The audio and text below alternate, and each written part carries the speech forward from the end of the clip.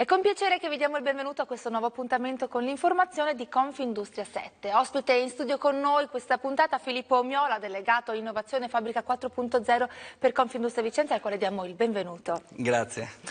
Con lei vogliamo parlare dell'importante percorso che l'associazione sta facendo per sostenere proprio tutti gli associati nella digitalizzazione, nel rinnovamento della propria azienda. In che modo?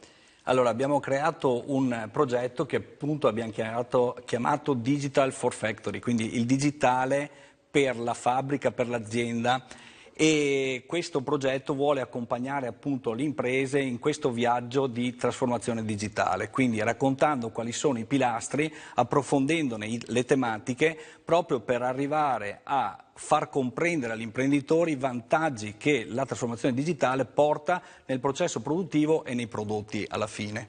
Proprio con questo obiettivo è stato studiato un incontro che si terrà venerdì 20 ottobre alle ore 16 a Palazzo Bonin Longare. Non è un incontro rivolto solamente agli associati, però ce ne vuole parlare? Appunto non è un incontro solo per gli associati, abbiamo un contributo della Camera di Commercio perché vogliamo arrivare non solo agli associati ma a tutte le aziende.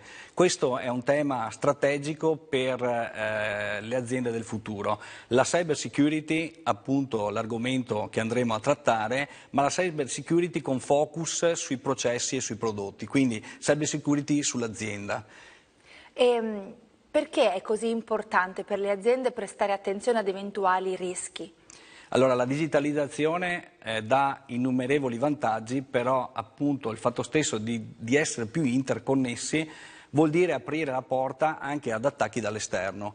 Approfondire queste tematiche vuole appunto portare consapevolezza all'imprenditore di dove siamo e cosa si può fare per migliorare diciamo, la sicurezza e per non cadere nelle trappole della criminalità organizzata che oggi si sta sempre più spostando verso il mondo diciamo, degli attacchi informatici, perché sono più facili da compiere, con meno rischi e con un ritorno diciamo, in termini economici più elevato. Chi sarà presente a questo incontro? All'incontro avremo il presidente di Clusit, che è l'organizzazione appunto che si occupa per l'Italia degli aspetti della sicurezza informatica.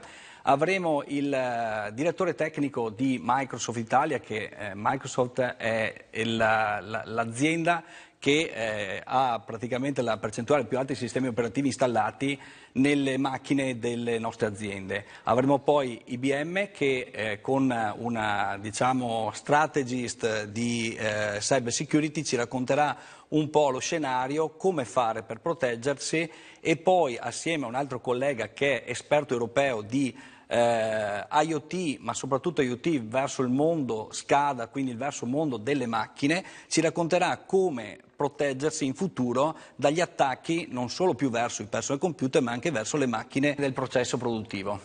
Questi sono aspetti sicuramente importanti per le aziende per le varie motivazioni che ha da poco elencato, ma anche perché vi è una legge europea alla quale prestare particolare attenzione. Sì, la legge europea che entrerà in vigore a maggio del 2018 andrà proprio a porre l'attenzione sui temi del trattamento dei dati personali. E per noi questa legge riteniamo sia lo stimolo per le aziende per fare un po' il punto di dove sono e per cominciare a porre in atto quelle attività di protezione appunto dei sistemi informativi e poi di conseguenza della produzione e della sicurezza dell'azienda. Un motivo in più insomma, per essere presenti il 20 ottobre alle ore 16 a Palazzo Bonin Longare. Grazie Filippo Omiola per essere stato con noi. Grazie a voi.